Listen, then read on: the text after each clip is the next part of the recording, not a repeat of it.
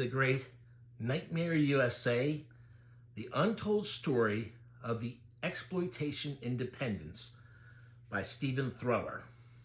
And it's published by the great UK publisher Fab Press. I'm a huge fan of their books, most of which are about film. And Stephen himself has written a 2-volume set on Jess Franco, and another title on Lucio Fulci, the Italian director best known for Zombie and his horror movies and bloody gangster films and stuff. Now this book is, there's a whole chapter where well, maybe not a whole chapter, but a big forward, an early forward into the book, where he's talking about what constitutes an independent film. This basically covers the 70s to the mid-80s. And it's independent horror films from the USA. And, these films are mostly regional films. They were not filmed in Hollywood or California, rather, or any place like that. They're from all over the country. And there are some real corkers in here. And, some of the most famous horror movies of all time have been independents because they were more likely to be pushing the envelope and creating something new than the major studios. Of course, the major studios had horror films. That they're the ones who produced the first ones, and of course, The Exorcist and Rosemary's Baby, things like that. But as we take a look through here, I think you'll find some really interesting stuff. And what I'll do is the first chapter, there's a lot of chapters. Most of the first chapter is really long. It charts the history of the independent horror films during the time period that he's talking about. And it covers in there, he'll talk about the biggies like Night of the Living Dead and Texas Chainsaw and Halloween and stuff. And he talks about them all in one chapter, and they don't have later chapters. I mean, because most of the big ones have entire books. And like George Romero has entire, he has multiple books. And so there's a lot out there already to read about those films and filmmakers. And so he covers them in that first chapter, and then he moves on to these other filmmakers who've done, they're not necessarily all exclusively doing horror films. Like a lot of these guys also did other kinds of exploitation films, like, there were types of nudies, you couldn't have pornography.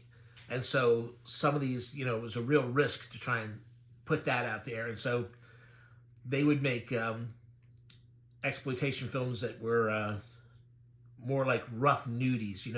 There was simulated sex and a lot of nudities, and the extra angle a lot of them would have would be violence or something along those lines. So here, let's just go ahead and start flipping through here. Now, my copy, this is a huge book, and mine, the book, the hardcover has separated from the spine of the book because it's giant. This is the first pressing of the book. I think there's 7 editions now. I don't think there was any changes in them. I think it was all just, they did just different versions. There's even a paperback version. I would say, though, to get one of the hardcover reprints, because it's just this big kind of monster tome, and they're best in this. Yeah, see, this is the first pressing from 2007. And books like this used to be the kind of thing I really love these kind of books when my memory was working well, because it's fun to make connections, to see connections when you're watching a film and go like, oh, and when you're reading about one particular film and you remember another, that kind of thing. Since my memory, part of this reason I do this is my memory's a little wonky these days.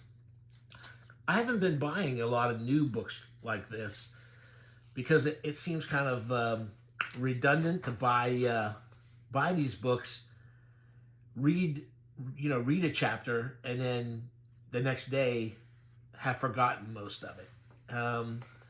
Which for somebody like me, who used to be one of those obnoxious people who would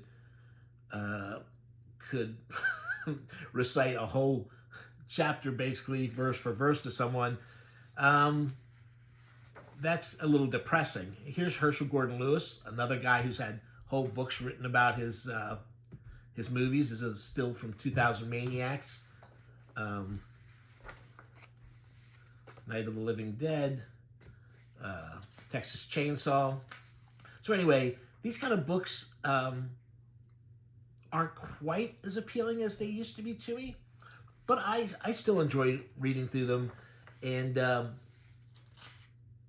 it's great to be reminded of things that I've seen, or things that I've always wanted to see. A lot of the movies in here are not that easy to see unless you, well, nowadays there's probably torrents out there. I don't really do torrents myself, but you could probably find most of these. They're not legally available, but they're probably out there. There's Maniac. That's a still from Dawn of the Dead. Most of you probably already know this. There's Shriek of the Mutilated, a low-budget Bigfoot movie, or Yeti, I guess they're trying to say.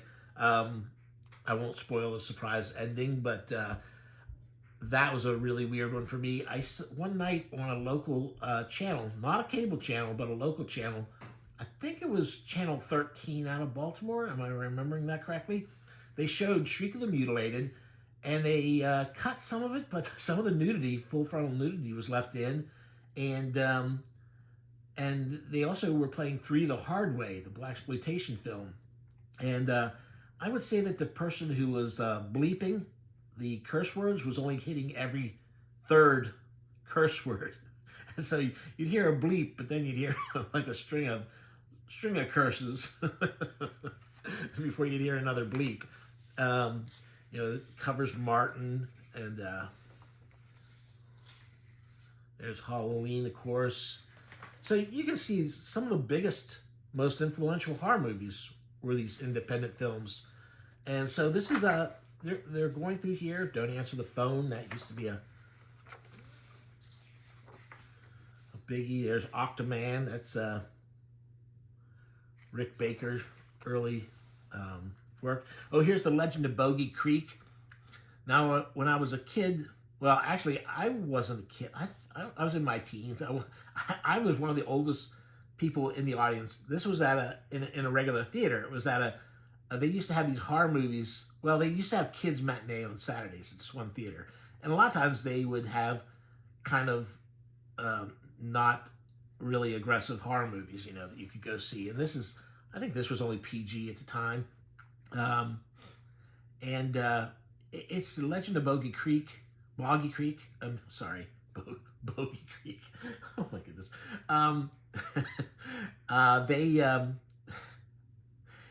It's a fake, like, documentary. Well, they talk to some locals. I guess that's real. But then they have reenactments of Bigfoot.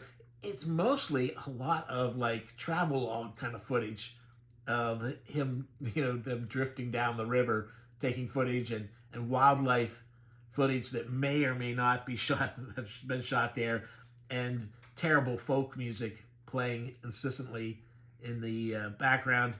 And I know that the group of kids I saw it with, we were going out of our minds with boredom.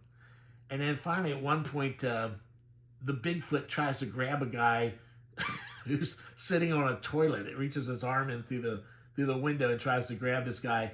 And the audience, like, explodes because, first off, a guy's on the toilet And second of all, something finally happened, and just all these empty or semi-empty candy boxes and popcorn and stuff all went flying at the screen.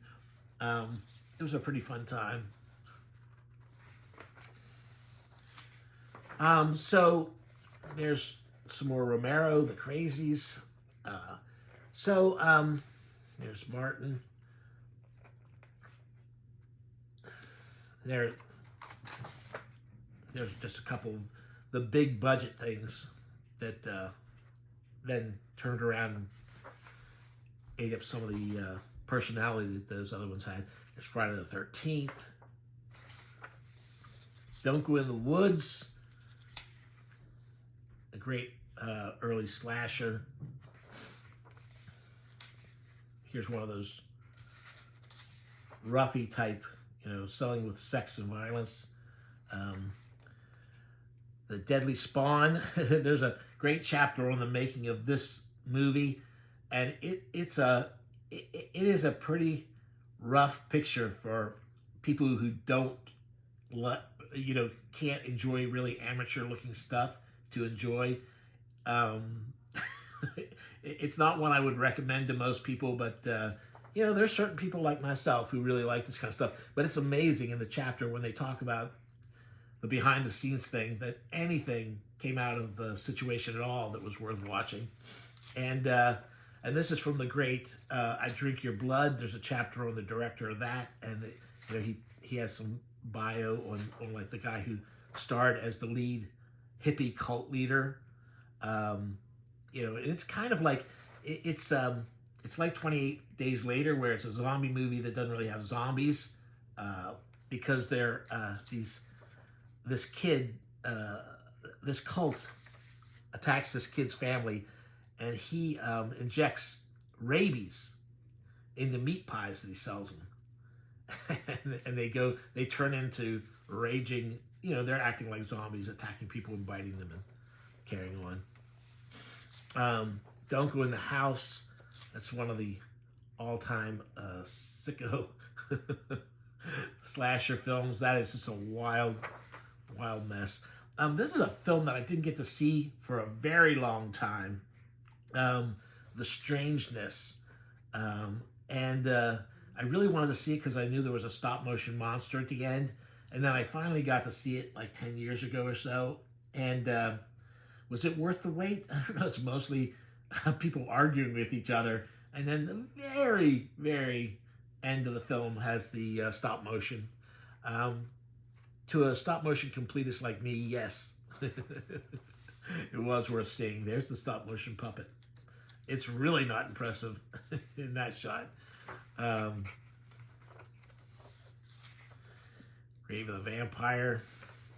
That's another one where I'd seen it, but I had heard there was an uncut version that was a lot harder, a lot more worth seeing. I have seen some a version that has returned some footage to it, but I don't know if everything that was originally cut is back in it or not. It wasn't that much of a change. It's one of those things where you build up in your mind. As a matter of fact, part of it was a sexual assault that was cut and restored. So there is some. You Have a Date with Death. Friday the 13th. It's for the movie The Orphan. Tricky people, tricky.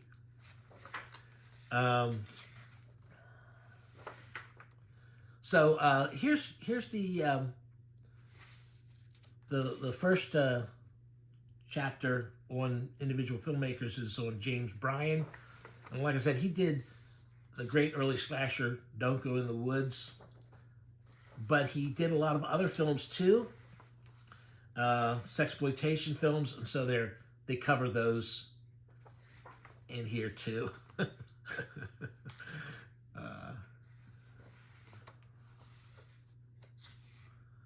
And definitely, it's definitely worth, even if this isn't your cup of tea as far as movies go, these are definitely worth checking out. These chapters are great. There's a lot of interesting stories about making these low budget independent films, and that's always really interesting to me. I'm going to flip ahead a little bit. Here's the one about the making of The Deadly Spawn. And like I said, you got to wonder how anything came out of this, anything watchable came out of this after you read about all the behind the scenes stuff. And there's a lot of interviews with behind the scenes people. There's some he said kind of thing back and forth there. Who's to blame? Who's did what right? It's pretty wild stuff. Now let's jump ahead. Here's the Satan Was an Ass Ahead. This is about David Durston, and he's the guy who did the incredible I Drink Your Blood. There's that severed head. They took a lot of pictures of that as a prize prop. And there's one of the actors from the hippie cult. So another great chapter. I'm going to flip ahead here. I think I'm giving you a good idea about what this is like. You see this amazing. And so much ground covered. I'm going to flip ahead to the other color insert. Deathbed, the bed that eats. Here's a picture of one of Don Dohler's monsters, and I always like to put out Don Dohler because I think his films are a lot of fun. He was a local, meaning Baltimore, filmmaker, and this is from The Alien Factor, which was his first movie that got released.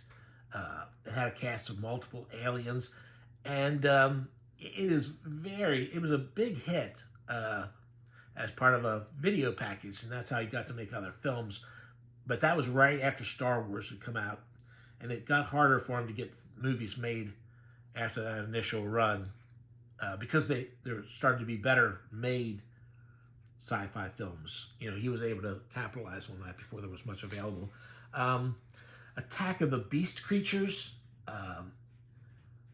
This is Attack of the Beast Creatures is somebody probably watched Trilogy of Terror and saw the part about the killer doll attacking Karen Black in it, and they said, "Wow, that was scary. That was good. What if people landed on an island full of these little dolls?" Although the fact is, I don't think they're supposed to be dolls. They're supposed to be live creatures, but they look just like the doll in that. And they're just little. They are just dolls, you know, getting thrown at people, and it's wild. That's one you should definitely track down. Attack of the Beast Creatures.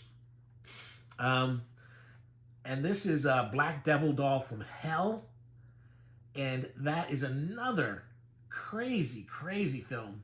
Hard for people to watch if you're only used to the average film, because it can tax your nerves. Now that one, I think somebody kind of made. Make sure you don't see the one they made like a decade or so ago. You know, I think it was in the 2000s. Somebody kind of remade it, and yeah, they do a better job of filming and having stuff move along. But this one is almost hypnotic in its crazy, low-key way. Barn of the Naked Dead. Basket Case. There's another one that a lot more people know. It kind of crawled out to be it wasn't like a mainstream hit or anything, but it's got definitely got a big fan base. The Beast and the Vixens. Brain of Blood. You know, that's a great poster for that.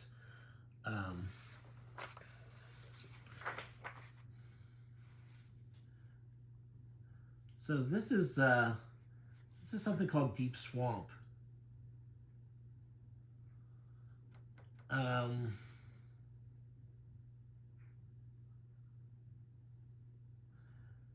Oh, I see. I was going to say I didn't recognize this, and It's because it's actually for Messiah of Evil, which has none of this stuff in it.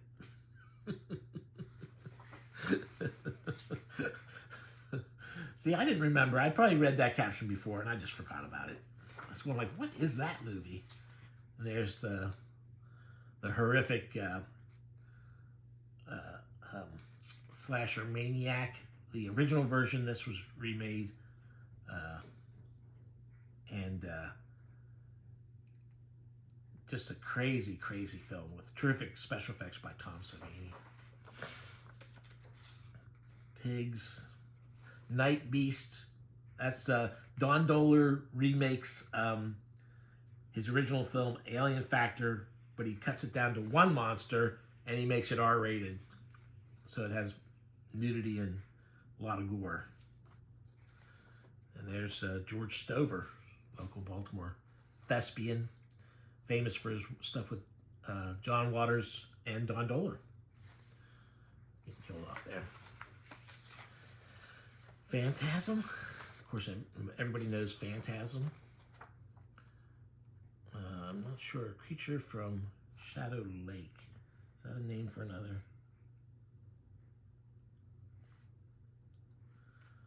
No, I don't think I've seen that one either. So, see, there's always something new. Same as Cheerleaders, of course. That's another one that haunted lots of video shelves for a long time. The Toolbox Murders. So yeah, so that's section 2 is all these filmmakers, covering these filmmakers. And then section 3 is tons of reviews of movies that aren't mentioned in here. And that's where we get the review, you know, that's where we hear about Don Dohler. And, you know, just a ton of great films. It'll have you searching them out. And anyway, Blood Freak, that's the first time I ever saw that was watching this. I rented this video. It says A Dracula on Drugs, Blood Freak. This has become kind of famous now a lot of times on Facebook or Instagram or whatever. When people want to talk about their favorite Thanksgiving movie, they'll pick this. It does not have anything to do with Thanksgiving. There was a Florida filmmaker who convinced a church to give him money to make an anti-drug film, and this is what he came up with. It's a guy is this ne'er-do-well blows into town. He starts kind of seeing two sisters, staying with them, and he starts working for this medical facility that's doing testing. At one point, he gets hooked on pot, and so he's smoking this pot, and he eats an entire turkey that this testing facility has shot up with all kinds of weird experimental hormones and stuff. And he goes into these convulsions, and he ends up having a giant turkey head. And that's all. Just his head is a turkey head, and the rest of him is just his regular body. And the turkey head is a terrible papier-mâché-looking mess. And so then it gets into gore territory because he still wants to have his fix of drugs, and he cannot get high with his turkey head. He has to cut the throats of junkies and drink their blood to get high. And it is wild. It's wild. Great film. So there you go. Like I said, tons of great stuff in here. Fantastic book. All kinds of great artwork and photos. And it's huge. It's over 500 pages. Definitely worth tracking down and checking out. And they've been doing a pretty good job. Like I said, I think I heard they're in like their 7th printing. And it might have a different cover at this point. But definitely check out the Fab Press website. They have the occasional sales that put it at a good price. And they do import it to the U.S. I've seen it's for sale on Amazon and stuff. So So check it out, okay? Oh, and while you're at it, why don't you hit the like and subscribe button? And thanks very much for checking out my videos.